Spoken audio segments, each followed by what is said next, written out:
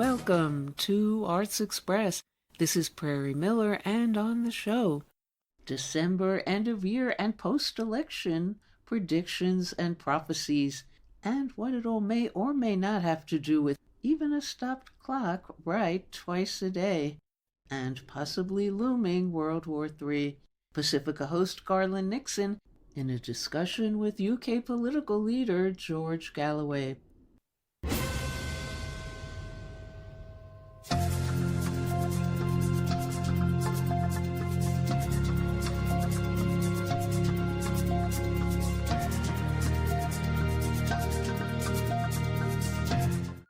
Garland Nixon is the coolest of our correspondents across the pond, radio talk show host and political analyst supreme, and a very popular mother of all talk shows guest regularly.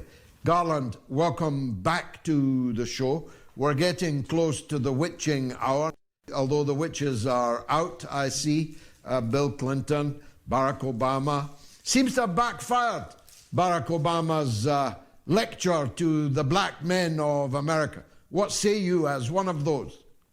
Well, absolutely. It's Barack Obama's attempt to, coerce black men to vote for Kamala Harris is not any effect. And the main reason is because the people that happen to be black, that are working class people that choose not to vote for Kamala Harris, overall, it's because of economic policy. It's because they look at their situation deteriorating over the last 4 years, and obviously they feel that to continue 4 years of the Biden-Harris administration is not going to be in their best interest. Now, Barack Obama coming out and admonishing them and telling them that they have to vote for someone who is, only capable of incoherent babbling when asked a specific question, it's just not going to move the dial now. It demonstrates the desperation and the hollowness of the Democratic Party, that they can't come forward with any policy-based solutions to convince their voters. So they either just go with she's a woman, or they shake the finger at voters and tell them it's their responsibility to put her in office for who knows what reason. I watched Michael Moore's epic monologue about why Donald Trump was going to win the election in 2016. He talked about the working class stiffs who are going to use Donald Trump as a human Molotov cocktail to throw at the system which has failed them. If it had failed them by 2016, it's equally failing them now. Why wouldn't the workers of Michigan, of Wisconsin, of Pennsylvania, why wouldn't the black and Latino populations trapped in poverty and subject to racism in your country, why wouldn't they use Donald Trump again as a human Molotov cocktail? Well, I agree with that, but I think there's another dynamic in effect here, and that is that Donald Trump has a body of work for 4 years. So as the Democrats tell us, literally, they are saying things like, if Donald Trump gets in, you'll be back to slavery, or we'll be back in some kind of a apartheid situation. A lot of fear-mongering. Here's the fact, and I hear this in the black community. We already know what it's like to deal with the Donald Trump presidency for 4 years. Now, we can have a discussion as to whether it's Donald Trump's fault or not. The economy was better. Inflation was better. And it's going to be hard to convince people who felt that their economic situation was materially better under Donald Trump that he's some kind of a threat to them. It's just not working. So what you're going to see is people who wouldn't vote for Donald Trump in the black community, a lot of them staying home. And those a lot of people are leaving the Democratic Party and going to Trump saying, you know what, I don't care. I've heard people say this. I don't care if he is a racist. I don't care what he is. I just want to go back to a time when it was better, and maybe that'll work. I personally don't really feel that it will. I have other issues related to war and peace that I could discuss as to who would be, better for the survival of humankind. But to convince people who, after COVID, 40% of all black businesses closed under COVID, and to convince them that they would be better off to continue with this, I just don't think that's going to hold water. Yes. Now let's turn to the international questions that you alluded to. I just watched, or listened rather, to a documentary on the Vietnam War, how it started, the American involvement rather in the Vietnam War. Started with weapons and the people to operate them, advisors. I see that the US is sending armed forces with THAAD anti-ballistic missile batteries into Israel. America now has invested heavily in defending Netanyahu, even though Netanyahu has humiliated the US President Joe Biden at every turn. They're doubling down. If the big shooting war starts, it's pretty big already, the US is very, very firmly in the firing line. Do the American people know that? Do they approve of it? You know, I think that right now the American people are struggling internally right now economically. We've been hit with major natural disasters, a series of hurricanes. There is I think one of the big problems that the U.S. Leadership would have if they got involved in a major military conflict right now is that people are pretty much screaming, why is all this money going to Israel? Why is all this money going to Ukraine? So they're going to have a real difficulty getting support on any military conflicts right now when people are upset because they feel as though the government is not properly responding to the needs of the American people at home. So anything they get involved with is going to end up with major pushback.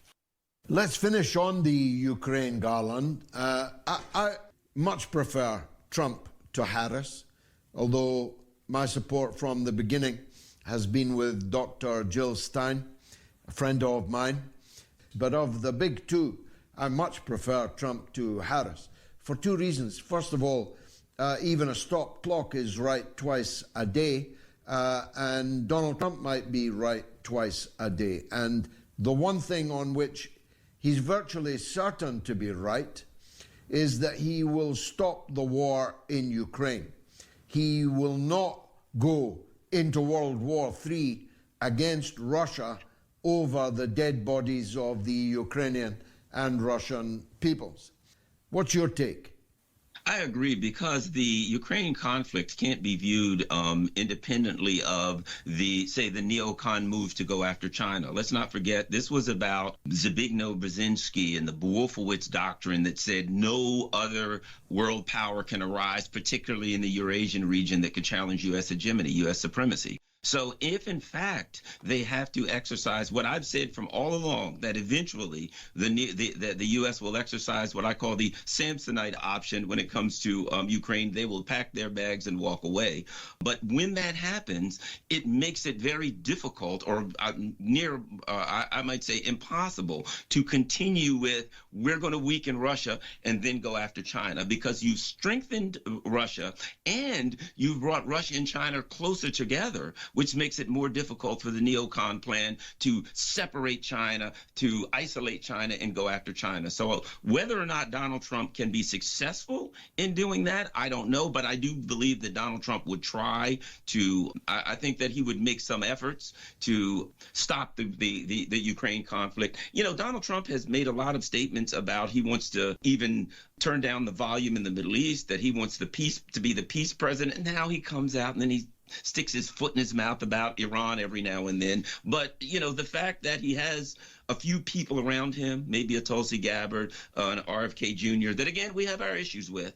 But you can't have all meat and no gravy, as they say. So, yeah, I think there are a lot of people that feel like you. As far as the survival of mankind, Donald Trump might be the more palatable option. Always a pleasure. Garland Nixon, thanks for joining us on the mother of all talk shows.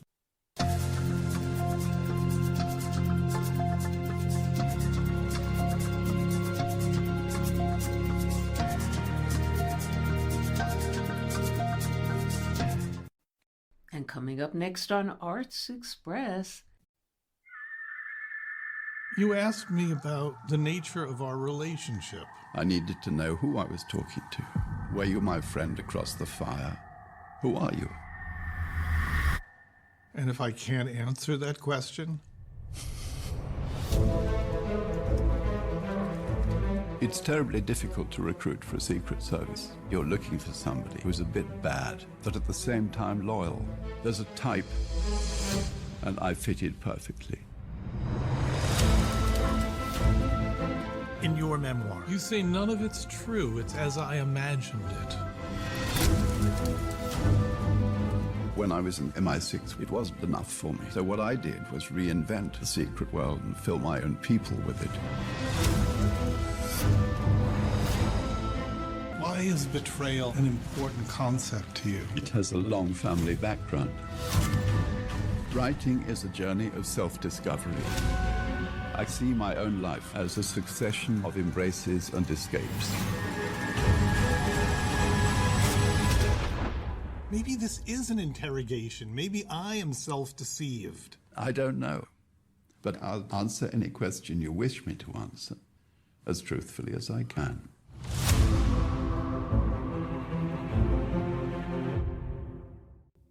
Are you going to read me my Miranda warning?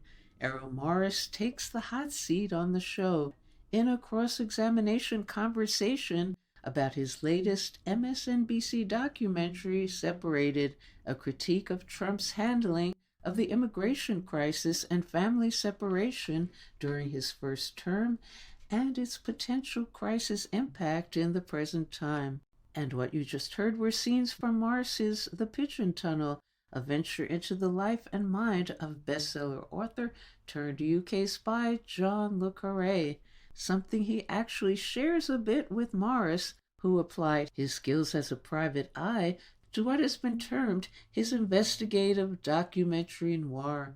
Morris will venture into a discussion of all of that and more, and what's going down with MSNBC's post-election shakeup, and will it affect the fate of his film Separated, out this week. First, some scenes from another Errol Morris venture, The Unknown Known, this time burrowing into the dark side of former Bush Secretary of Defense Donald Rumsfeld and his connections to the invasion of Iraq and Afghanistan and waterboarding, known euphemistically as enhanced interrogation. Then our conversation with Errol Morris coming up. You want me to read this? Yes, please. All generalizations are false, including this one. There it is. Rumsfeld survived Watergate with reputation intact. Possible vice presidential running mate with President Ford. Questions about Rumsfeld are whether he's too ambitious playing second fiddle to Reagan. The credit belongs to people who are carped at and criticized and said, oh my goodness, you're warmongers. And we need to understand how we got to where we are. Who do we want to provide leadership in the world? Somebody else? When Shakespeare wrote history, the motivating force was character defects, jealousies, etc., etc., etc. Maybe Shakespeare got it wrong. Maybe he had it right. Everything seems amazing in retrospect.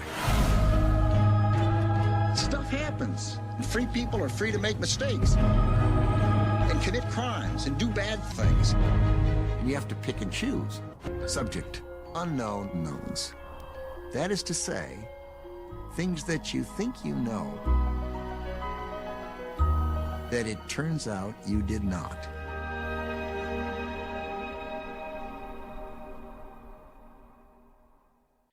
Hello? Are you going to read me my Miranda warnings? Oh, no. Or maybe they might sound like that. Hello, and welcome to our show, Errol Morris. Well, thank you for having me. Okay. Now, there have been numerous documentaries and coverage of the family separation migrant crisis. What can you say about bringing something new and different to the table about the issue? Well, I can't claim to have seen everything that has been done on this issue, but I know what I like about this movie and why I think it's an important movie. Self-serving of me to say so, but I'll say it anyway. In many ways, it's a study of bureaucracy. It's a study of how bureaucracy works or doesn't work, and of how a extremely nefarious policy gets implemented. I'm endlessly fascinated by self-deception, by denial, by lying. the whole 9 yards. And this is a story of people who instituted a policy, a cruel and I believe deeply unnecessary policy, and then found ways to convince themselves that they weren't involved in something truly evil. That's the essence of the movie that I made, at least for me. Yeah. And I hope for others as well. And do you feel you would have done anything differently in your documentary based on the presidential election results that just took place? Would I have done something differently? Sorry to repeat the question, but no, I would not. And here's why. No, I'm going to answer you. Oh, okay. Please. When I started making the movie, I liked Jacob's book. I was moved by it. Jacob and I started talking. He asked me if I knew anybody who might want to turn his book into a movie. I did myself. But at first I saw it as history, as policies that had been enacted and then reversed, telling a story of something that was not most assuredly going to happen again. Perhaps a story about how we learn our lesson not to do this kind of thing. But certainly in the intervening period, culminating with Donald Trump's reelection, it became clear that these policies could happen again, that we had learned nothing, that the racism that had empowered these original programs was still there. It was in the election itself. And the people who had instituted these policies, the Homans, the Millers, the Trumps, were still very much in power and in control. And what are your thoughts? But now it's not. Now it's no longer history. It's a warning that this could all happen again.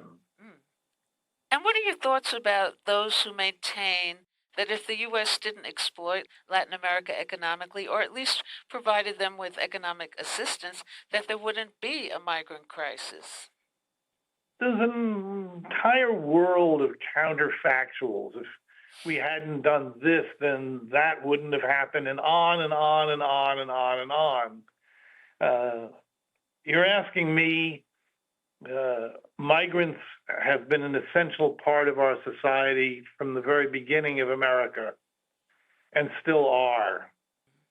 No one knows what could possibly happen to this country if we tried to deport every illegal migrant from the country. I read in the newspaper a statement by Claudia Sheinbaum, who was elected the first female president of Mexico, and she said, we have to remember that migrants are not criminals.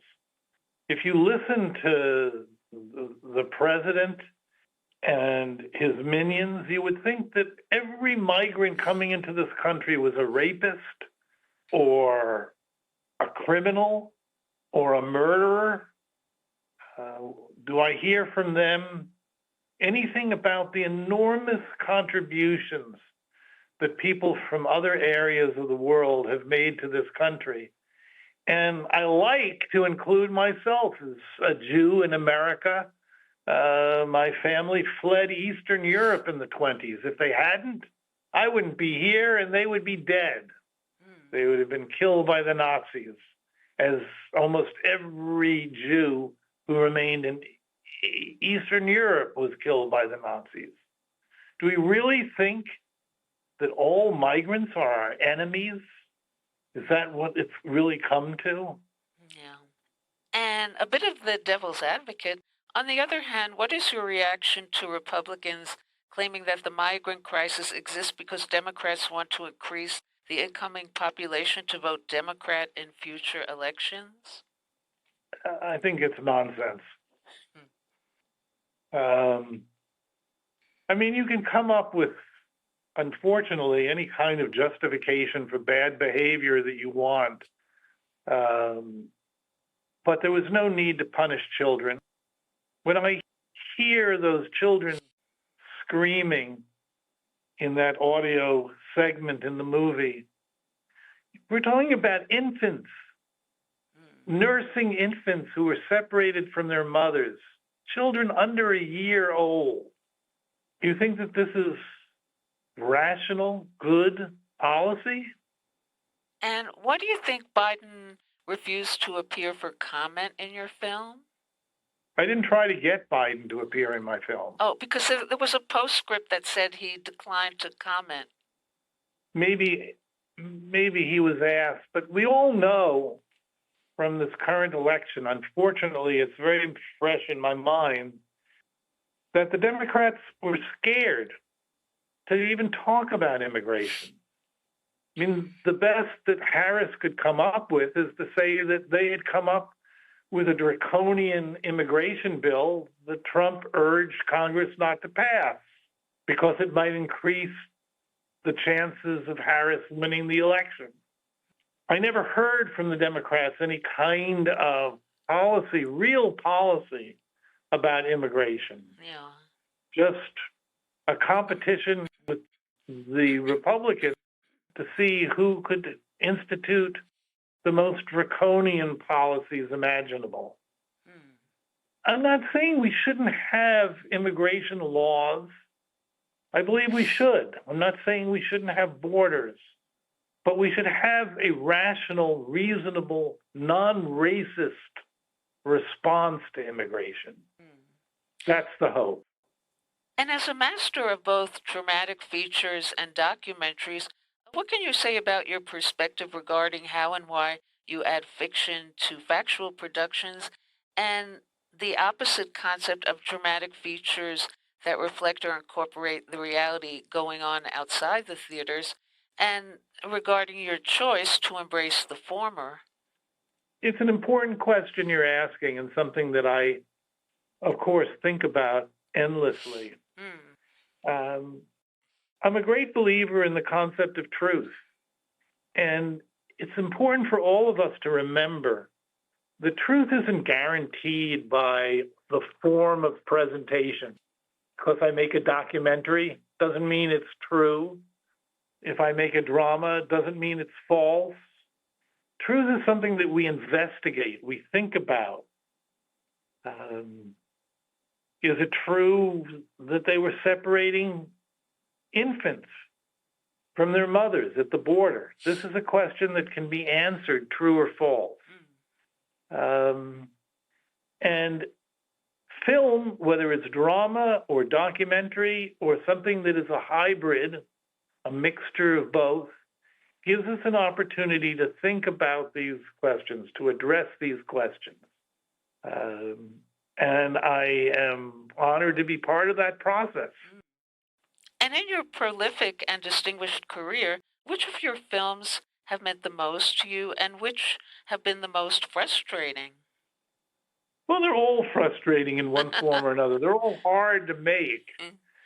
I like The Thin Blue Line because I stumbled on a case. The way I work is I have no real plan. I'm an investigator. I find a story that interests me and I sink into it and try to find out as much as I can about it. In The Thin Blue Line, I stumbled just by accident on a case that involved a man sentenced to death for the murder of a Dallas police officer.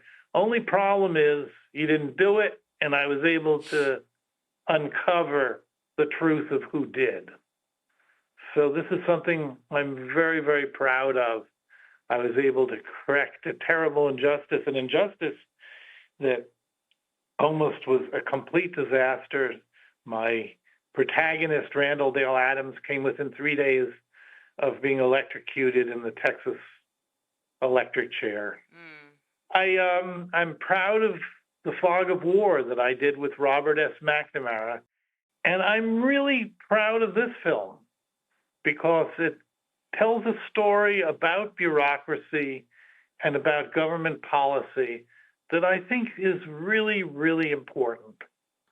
And Are you working on anything next, or are you contemplating any future subjects for films? Well, filmmaking is habit forming. I can't avoid it. I just got back from the Ukraine. I have a film that's about to come out on Charlie Manson on Netflix. Oh. But I plan yet another film based on what's happening in the Ukraine on a theme that also is, I believe, really important today. What happens when there's crime without punishment? Will there ever be accountability? Don't know. And what happens to a society in which crime goes unpunished? And to that rhetorical question, I say, well, just look to America. And with the talk now of World War III looming because of Ukraine, do you think that might be part of what you're contemplating? Well, we all live in fear of nuclear war and of the escalation of current conflict. This is a terrible time in our history and world history. And to say that I'm not worried would be an understatement. Worried about the situation in Israel, worried about the situation in Ukraine. How about we just abbreviate it? Worried. Yeah. And now your Charles Manson film, what is your unique perspective that will be explored in the film? Well, I was involved with a writer, Tom O'Neill, who wrote a book called Chaos. And this is not exactly an adaptation of his book, but it is based on his book and on his investigations. And it's a question of what was Manson's motivation? Can we know? Was it the product of a government conspiracy? Or was it just a series of blunders and mistakes? I often tell people I don't much like conspiracy theories for the simple reason that I've observed people over the years, and I've found that often there is such cross purposes with themselves and each other that they can't effectively conspire to do anything. Yeah. Doesn't mean that conspiracies don't happen, but I think they're much rarer than we might imagine. And so the question is, what motivated? How did these terrible crimes occur? Yeah. And my film is an exploration of those themes. And with Separated as an MSNBC film, what are your thoughts about the pending dismantling of MSNBC? And do you feel it had anything to do with their politics as with your film? Don't know. And will your film be affected by what's happening with MSNBC? I certainly hope not. They're planning to show it, and I don't know. Certainly, I haven't heard of any plans to cancel that showing. I think it's an important film. I think it's important that it's shown to the widest possible audience, and I'm still hopeful that that is going to happen. So you have no idea what's going on with the dismantling? You haven't heard anything? Well, I've heard stuff, but I don't have any insider knowledge of what's going on. All right. I'm not invited to the corporate suites. And how do you see Separated for sympathetic audiences as opposed to unsympathetic audiences? I hope that there are issues there that will cause people to think about these policies and their feelings towards them. I hope people can look at this movie with an open mind and think about the issues. If I've achieved that end, then perhaps I've done some good. Okay, well, thank you so much, Errol Morris, for joining us on the show. Thank you for having me. I appreciate it. Okay, bye. Take care. And now on Arts Express. Good evening and welcome to the UK Desk for Arts Express with your host, Jack Clark. Tonight, we're diving into the complex, unsettling, and morbidly beautiful world of Yukio Mishima's Confessions of a Mask. If you're unfamiliar with Mishima, let me paint you a quick portrait.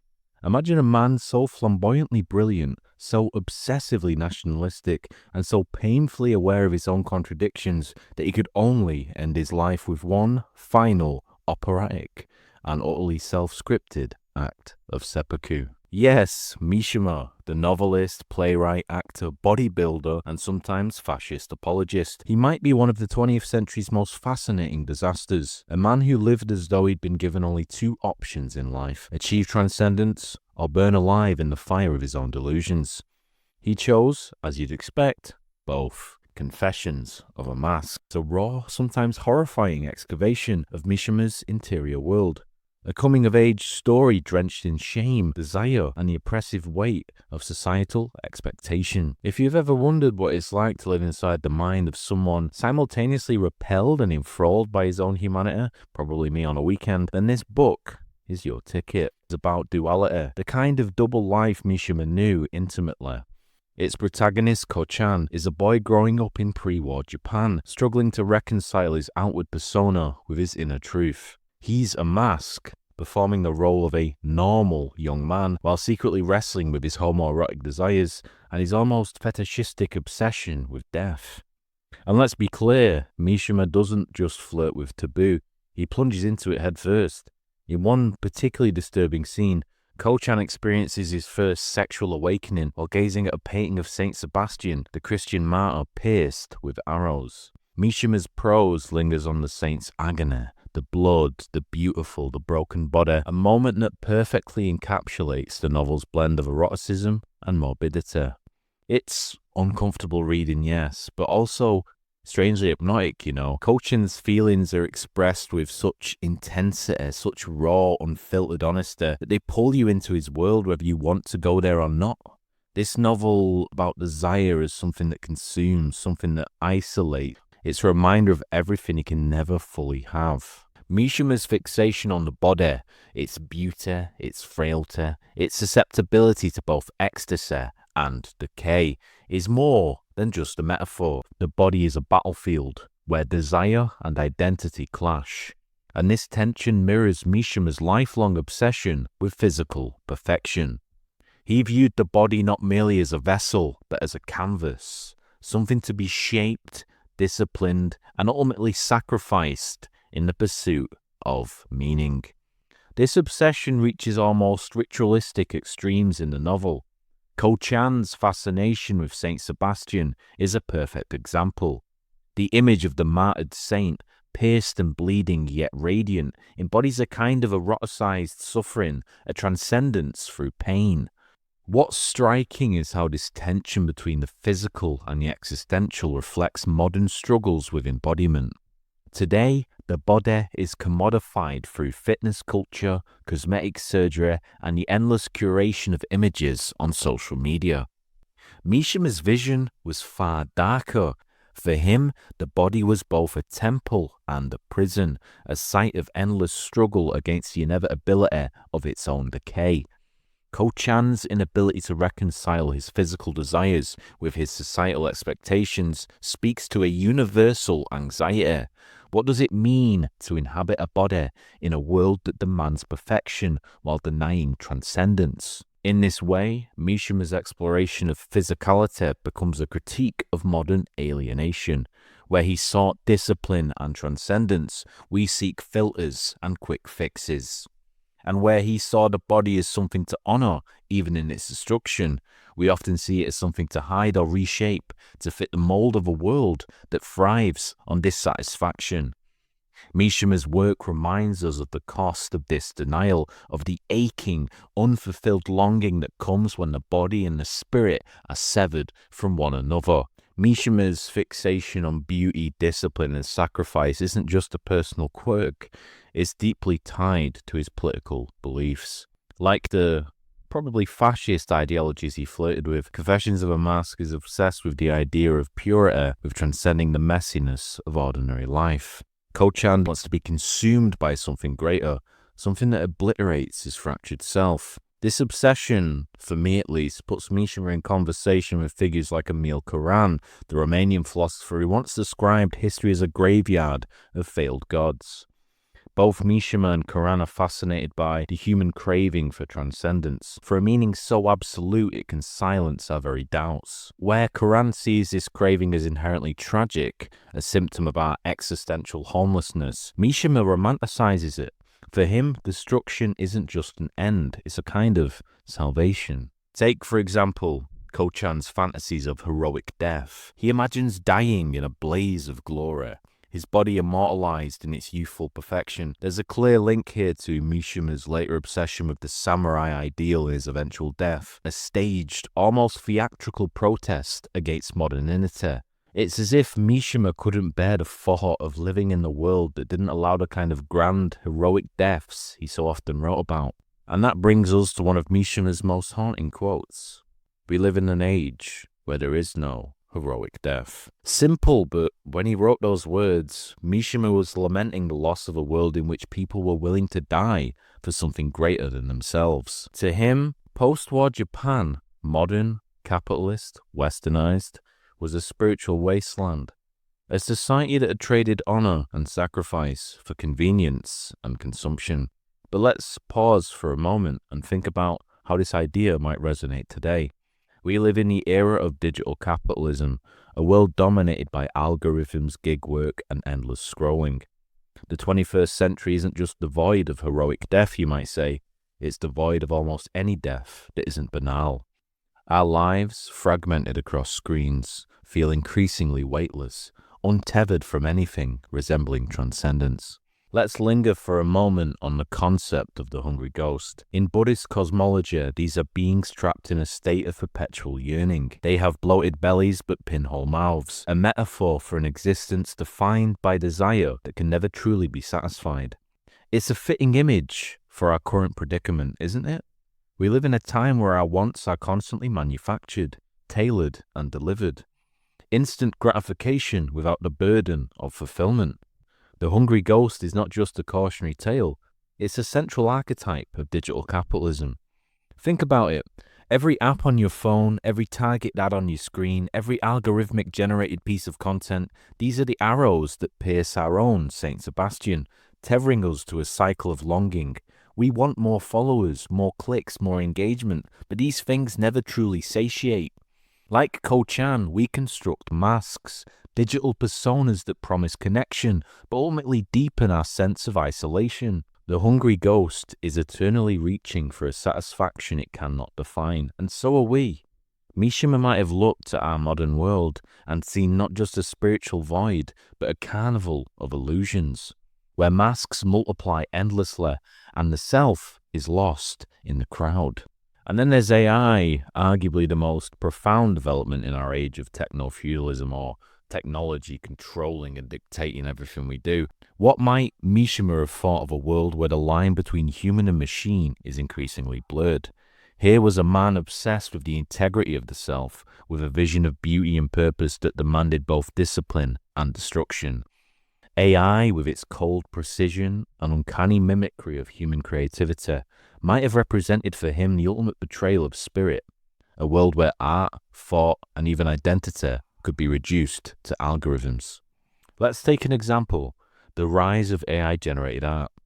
At first glance, it seems miraculous, an explosion of creativity at the push of a button, but scratch the surface of this sacrificial scratch card and it's something altogether bleaker. What does it mean to live in a world where the most beautiful poem, the most intricate painting, or the most stirring piece of music might be a work of an inhuman intelligence? Mishima's world was one of bodily discipline and creative transcendence. Ours is one where even the act of creation risks being hollowed out, stripped of its connection to the messy, painful, deeply human experience that gives it meaning. Mishima might have compared this to a kind of spiritual erosion, a surrender to the mechanical over the organic. Where he saw life as a battle between the flesh and transcendent ideal, we now see it as a negotiation with data points and machine learning models. The self, in Mishima's view, was already precarious, a fragile thing that needed constant assertion.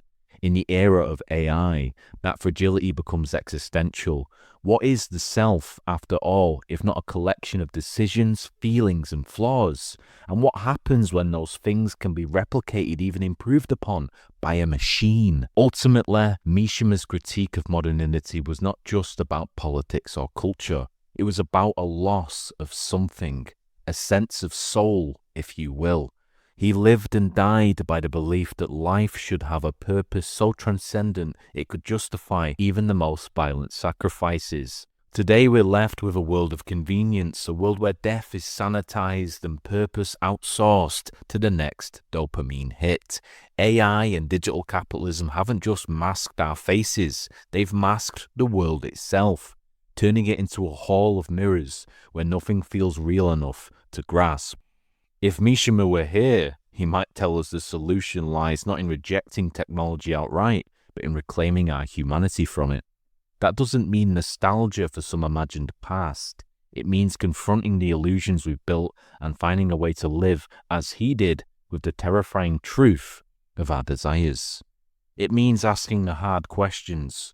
What are we building? Why? And what's being lost in the process?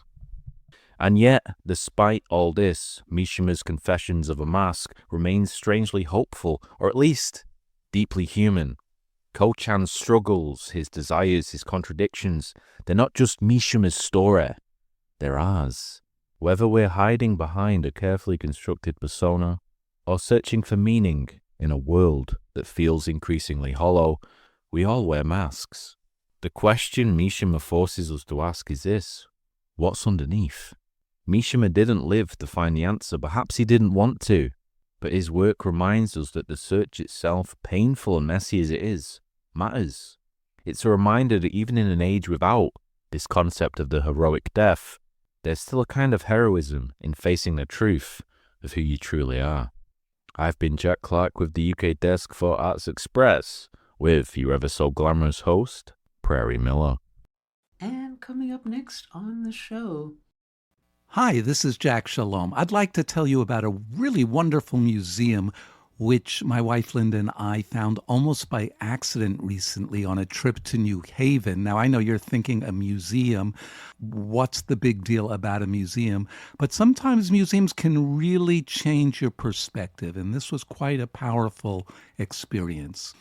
Now, in New Haven, both the Yale Peabody Museum and the Yale Gallery of Art are quite worthwhile and free. But the highlight of our brief weekend trip was neither of those two museums, but a visit to one of the only Palestine heritage museums in the world, called the Palestine Museum. If you've never heard of it, that's not surprising, as the museum itself is kind of an adventure to find or really even visit. It's only open on Saturdays and Sundays from 2 o'clock to 4 o'clock, and in order to get in, you must first email them to tell them you're coming. We emailed them on Saturday day and got a reply in our email at 2 a.m. in the morning telling us to come that Sunday at 2 p.m. Well, we can only speculate why there was such an interesting way of doing things, but we hopped in our car, and after driving a short while, we came to the address off a highway in a suburb of New Haven. When we got to the building, it wasn't exactly clear that we were in the right place because we were in front of an office building, and there certainly was nothing from the road to indicate what might be inside there. But as we came in the lobby door, we were greeted by a very pleasant Palestinian-American woman, Amal Gilbert, who lived in New Haven, and she showed us around the museum. So the museum is kind of housed in a found space which occupies a number of rooms on the first floor of the office building. It was started in 2018 by the owner of the building, a Palestinian-American businessman named Faisal Saleh. The first room that you walk into has seats set up as well as a small platform because the space also hosts events such as speakers, films, and musicians. And on the walls were paintings by Palestinian artists, both from Gaza and those who live in the diaspora. And the first image that struck me was a large photograph of an elderly Palestinian woman looking up in sorrow. The title was Woman Carries the Weight of Our Past and Future, and it emphasizes just how much the women of Gaza have the burden, as women always do in war, to carry on the lineage, to survive in what looks like a hopeless situation. And many of the artists and subjects in this museum are women. Another wall contains a mosaic with the image of Razan al-Najjar, a young 21-year-old Palestinian paramedic who was murdered by the Israeli military as she tried to evacuate wounded Palestinian protesters near the Gaza separation fence during the 2018 March of Return. She was about to announce her engagement to her fiancé when she was murdered by IDF snipers for trying to tend to a wounded man near the fence. The mosaic is a simple portrait of a woman who wanted to serve her people. She is portrayed with clear eyes, wearing a brown hijab and a white medic's jacket. And the artist who created this portrait wished to remain anonymous, as it was Razan al-Najjar's name they wanted to be remembered. But along with the powerful images, what makes this museum so affecting is that as we move to other rooms in the museum, there are also other artifacts on the borders of the rooms: scholarly books, embroidered clothing, ceramics, maps, and historical documents. While many of these might not be considered overt statements of resistance, they all speak to the existence of a Palestinian culture and community in Palestine that existed way before 1948. And they give the lie to the Zionist motto of a land without people for a people without a land. There are pre-1948 maps and even a globe with Palestine clearly marked. There are photos of Jerusalem and Bethlehem and Ramallah from 1898, populated with people, animals, and commerce. One of the most poignant documents was a 1944 photo taken of the Ladies' Arab Union. About 70 women posing for the camera, just as any college reunion group might pose, inside the King David Hotel. Well, just 2 years later, the Zionist terrorist group, the Irgun, exploded a bomb at the King David Hotel and murdered 91 people, including Jews, Arabs, and British subjects. It's a lot to reckon with. At times I had to just sit down quietly in one of the rooms just to recover my overwhelmed feelings. Others in my group reported that they too had to do the same. And perhaps the biggest blow to the gut was a room with a mural of Rachel Corrie standing in front of a bulldozer. Now, Rachel Corrie, you may remember, was the young 24-year-old American activist who lost her life when she went to Rafah in 2003 to nonviolently protest the Israeli bulldozing of Palestinian houses. But an armored Israeli bulldozer deliberately ran over her as she tried to stop it. Our guide, Amal, told us that the mural we were viewing was actually painted by the artist Ayed Arafat in real time on the wall at an event at the museum at which Rachel Corrie's parents attended. There were many other startling images, including one called Transition by painter Mohammed Al-Hajj. In tones of yellow, green, brown, and purple, silhouetted figures are seen transversing an arid landscape, hunched over, clearly displaced, looking for some place to go. It immediately brought to mind one of the Jacob Lawrence paintings from his Migration series, where an oppressed, displaced African-American population is also pictured against an arid landscape, headed elsewhere in order to survive. Then, too, the upending of all normality in Gaza is highlighted in a realistic sculpture called Sweet 16, which looks like a three-dimensional realistic replica of a birthday cake, but the inside of the cake is lined with bullet cartridges. But I don't want to give the idea that all is about victimhood. There are powerful expressions of solidarity and community as well. Across the width of one room is a cloth suspension bridge made entirely from 48 keffiyehs, the ubiquitous Palestinian headscarf. And as I left near the exit door, there was a wonderful portrait that was clearly a takeoff on the Vermeer painting Girl with a Pearl Earring.